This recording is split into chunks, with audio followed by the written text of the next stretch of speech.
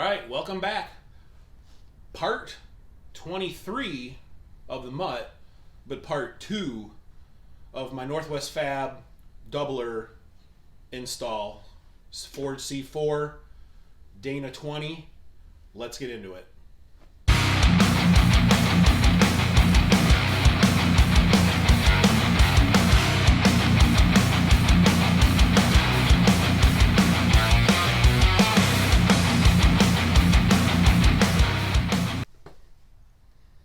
Okay, here we are back on the bench.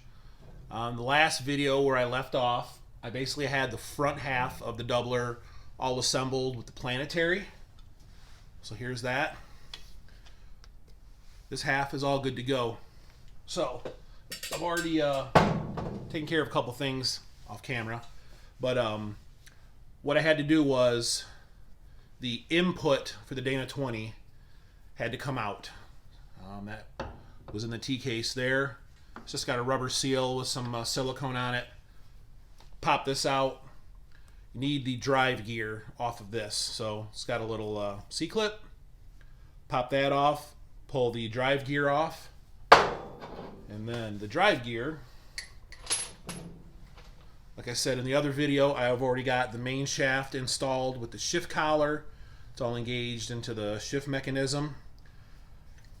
Drive gear from the Dana20 is now I had to press it on. It's a tight fit. It definitely doesn't just drop on like the stock one does. So I did have to put it in my press it on. The main shaft did have to get pressed into the bearing a little bit more. I just kind of did it with a rubber mallet. It wasn't enough. I didn't have room to get the snap ring on. So drive gear goes on, snap ring holds this all on. So this assembly is now done. This is going to go into the transfer case. I'll show you. There's some needle bearings that ride inside the gear there that will surround this very end of the main shaft. I've found whenever I work on these Dana20s, I flip them up like this so this input is facing straight up. That way those needle bearings don't fall out and roll off into the case and then you're hunting with magnets trying to get them out. They just stay right in place. This transfer case is all rebuilt. Everything's brand new. Well, it's just rebuilt. The needle bearings are all held in with grease. They never moved when I took this apart. This hasn't been filled with any fluid or nothing yet. So bearings are still in place. I've already kind of mocked it up to see where this is going to sit because it's a non-symmetrical bolt pattern. I know I put a little mark here. I put a little mark on the outside of this case so I know right where this goes. It's going to bolt through here into the transfer case. So these are going to be inside the doubler. So I'm going to be using red Loctite on all 6 of these bolts for sure. They give some special washers. I can't remember the name. They got a special name to these washers. They got some really aggressive teeth to them, so they'll bite in pretty good and better not ever back out. I'll be having a bad day. So silicone on there. We'll get it set in. I did discover I have a JB Fab triple stick. They call it their buggy mount shifter setup. And there's a little metal bracket that sandwiches right here. I had interference with the case of this, so I had to trim this much off the end of this metal bracket for the shifter, so it'll all clear. Not a big deal. Easy enough to do. So let me show you what's going on inside here, and we'll get all this together. All right, so the clearance issue I was talking about, that little bracket right here, this corner of it was interfering with the doubler, so like I said, I cut that much off of it. So now I should have no problems with that sitting down and seating properly. Inside the transfer case, there are the needle bearings that you have to be cautious about.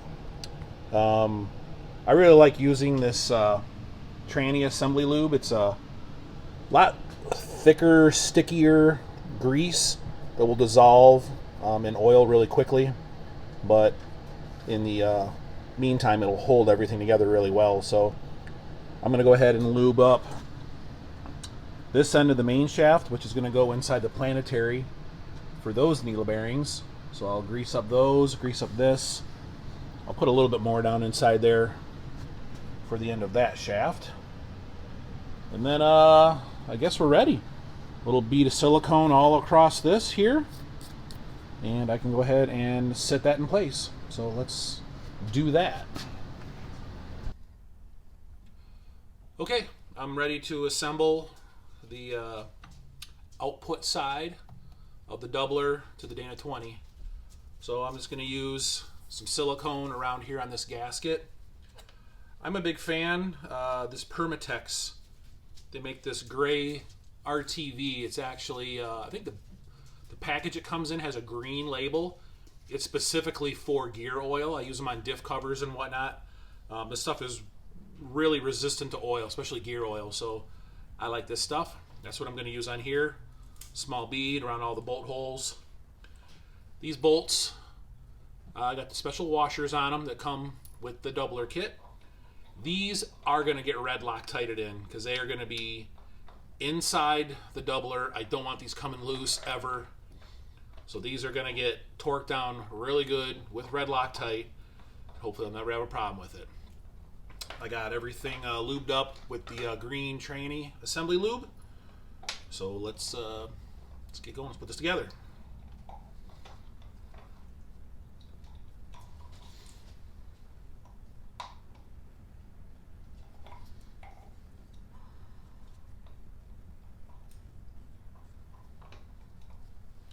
I had this gasket has already been sitting up on here for a while now. Actually, I think I put it on before I even realized I was doing the doubler, so. These bolt holes all go all the way through into the case of the Dana20, so definitely got to be sealed up real good all around them or you will get gear oil leaks, which I hate leaks. I don't want to deal with them. So let's get this all spread out real good. Like I said, I already marked it. I determined what the orientation was for the bolt pattern. So I'm all good to go there. So hopefully this will slide right on. Let's find out. My marks that I made.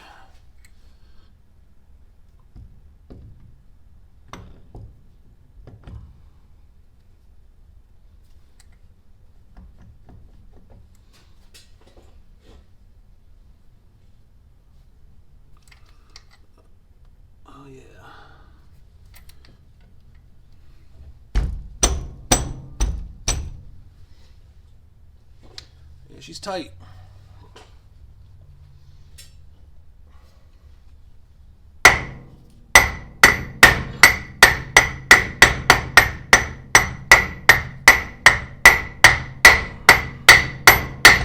Bam, look at that. All right, I can see the bolt holes. Now some red Loctite.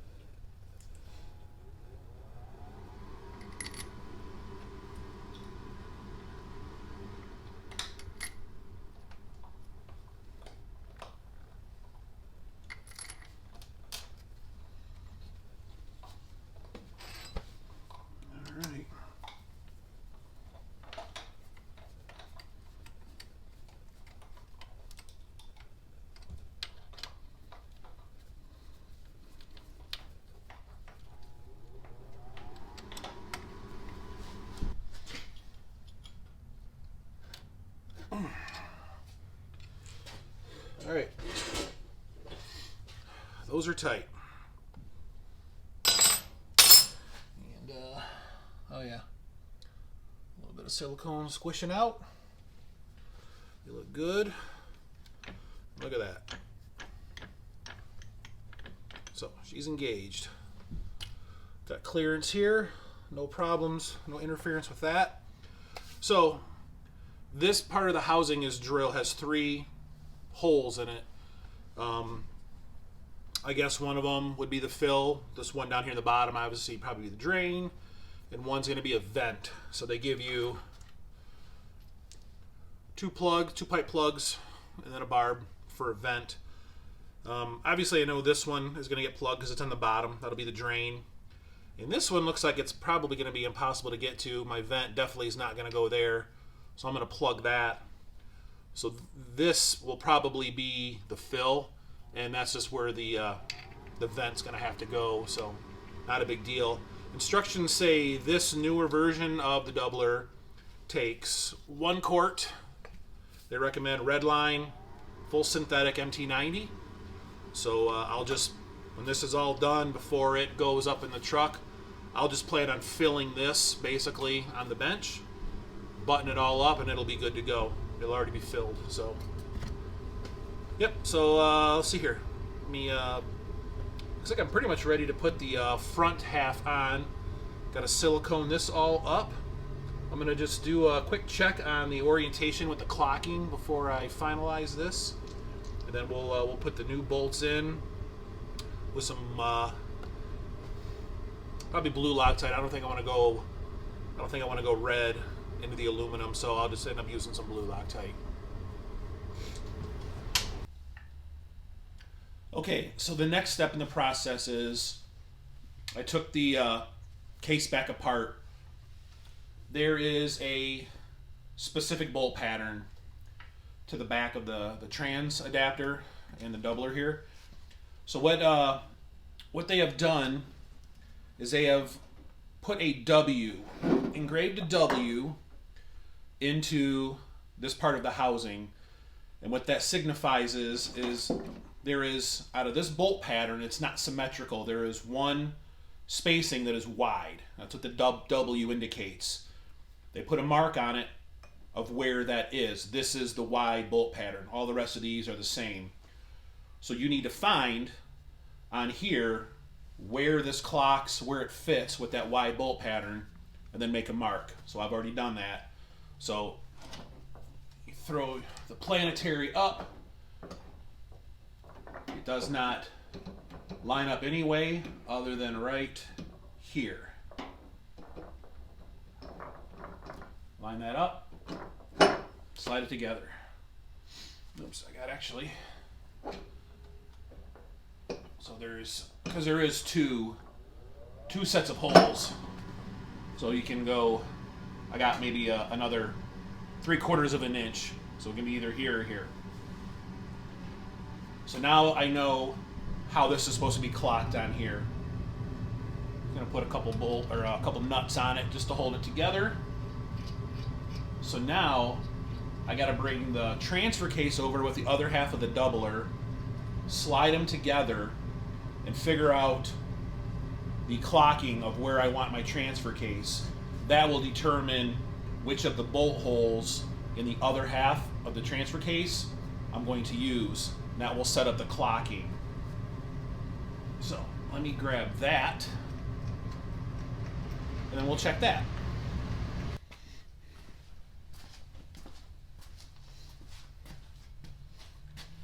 Okay, so now that this is just kind of loosely bolted up here, I gotta bring over the transfer case. We're gonna slide it on, and I'm gonna kind of set it up in the orientation where I think would be close to resembling stock. Once I have it, I'm gonna mark the case, both cases, take it back apart, and then I'll show you why we do that. So. Grab this thing,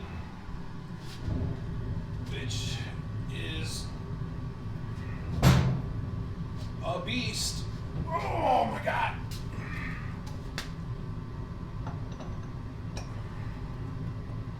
All right. There we go. So, I think I'm going to kind of call it something like that, would resemble the stock orientation. So I'm going to mark 2 halves of the case, take it back off.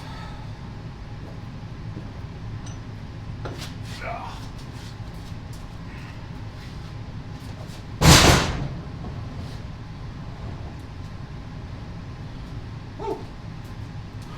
Okay, so now I'll show you why.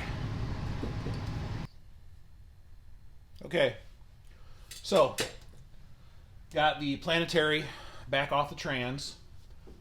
I have the mark that I made here, corresponds with the mark here. The reason you do that is because this is the bolt pattern on the input side of the doubler. You have twice the options on this side, and that's to help get this clocked right. Now, I found the correct orientation of the input side of the doubler on the back of the trans. The mistake I almost made, actually, I had to call Chris at Northwest Fab because I wasn't quite grasping the directions because it didn't show this application. It was showing something else. So I wasn't quite understanding it. I called Chris. He explained it to me and actually sent me some different directions that helped me understand what I was doing here. So thank you, Chris. So now what we're going to do is we're going to find which one of these bolt patterns, looks like I'm right in the middle of them, is going to be closest to this bolt hole right here. So this one is right there, so I guess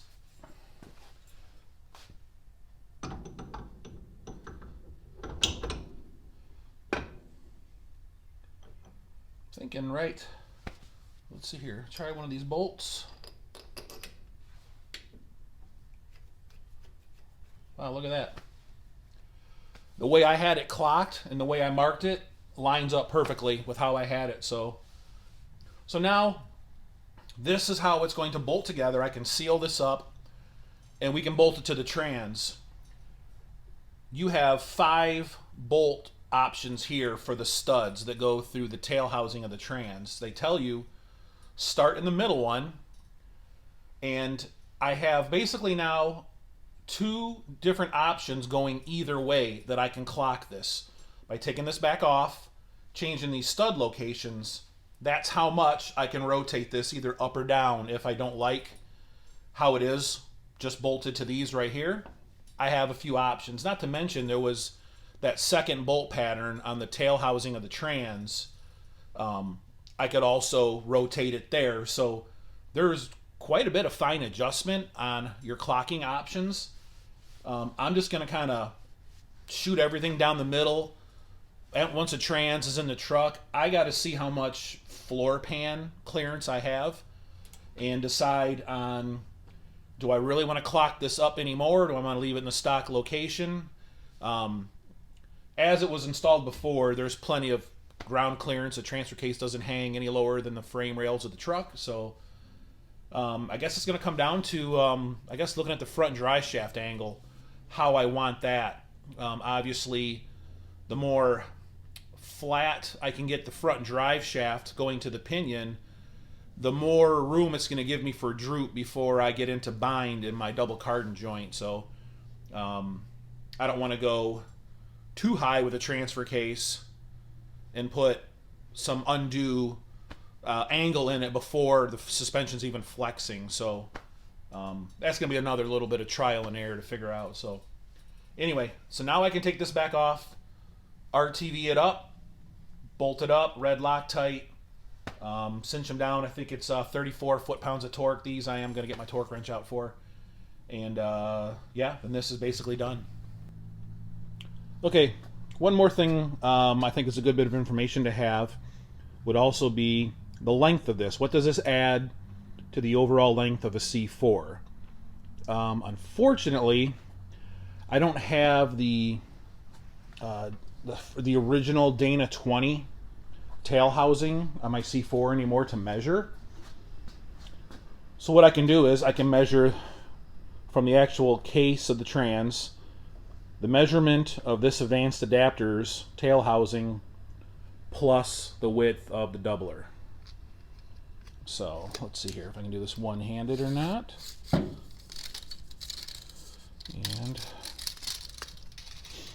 all right, so looks like the length of this housing,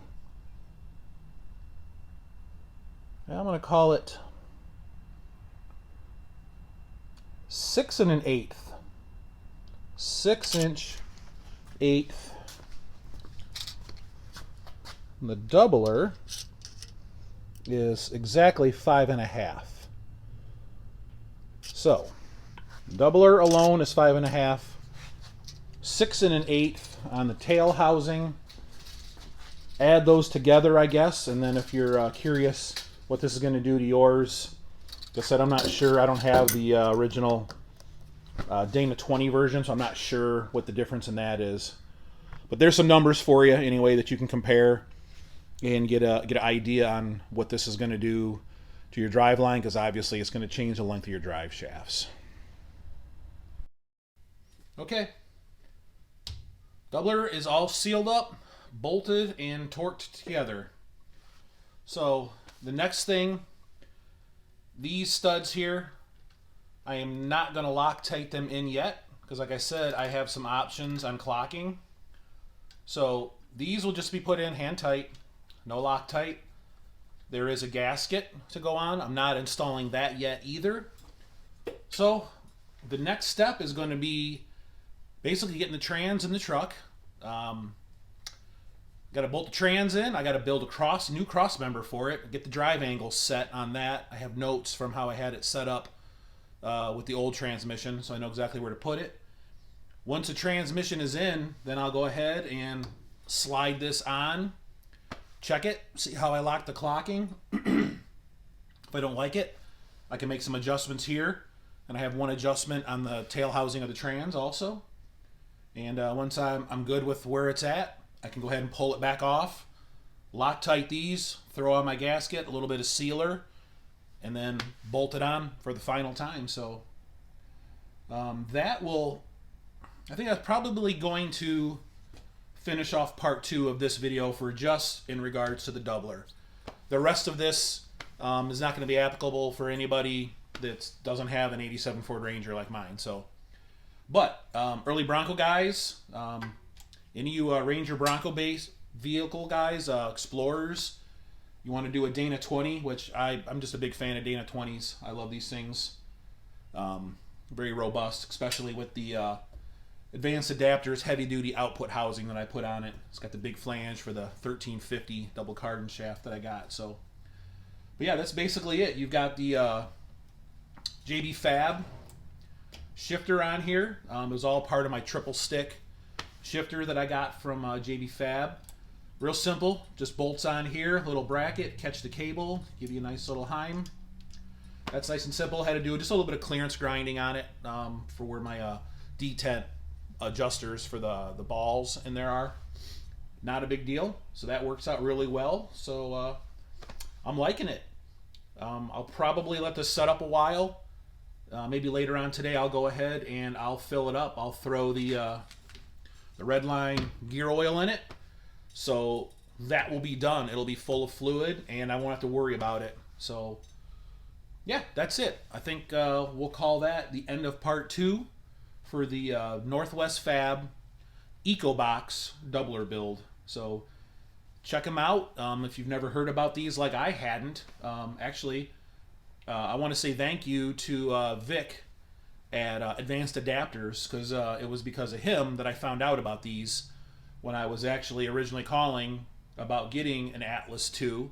The lead time was just longer than I wanted to wait for, so he actually suggested that I check out Northwest Fab, so I much appreciate that. So anyway, that's it. Gonna get this installed. If you want to come back for the next part of the Truggy build, I'd appreciate it. Even if you're an early Bronco guy or whatever, I think any off-roader could find this Truggy build kind of interesting. It's a pretty unique combination, and I think it's a pretty unique build. So if you haven't checked out any of the older videos on the channel, go check them out. If you like it, give them a like. If you think it's cool enough to hang around, subscribe, man. I appreciate it. So we'll see you on the next one. Bye.